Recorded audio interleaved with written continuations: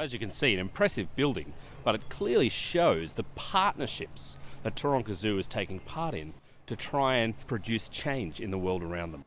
Working with educational interests, both the Department of Education of New South Wales and the Catholic Systemic School System and University of Sydney, to try and show and try and learn as much as they can about the world around them.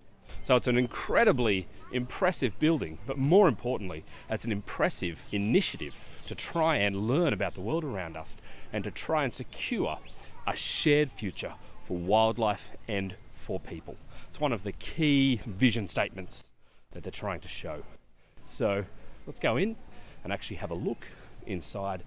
So this is a place where we can have lectures, where PhD students can come and be at the forefront of learning about animal conservation, as well as school groups, preschools, infants coming and learning about the world around them and trying to change the way people think about wildlife and everything else.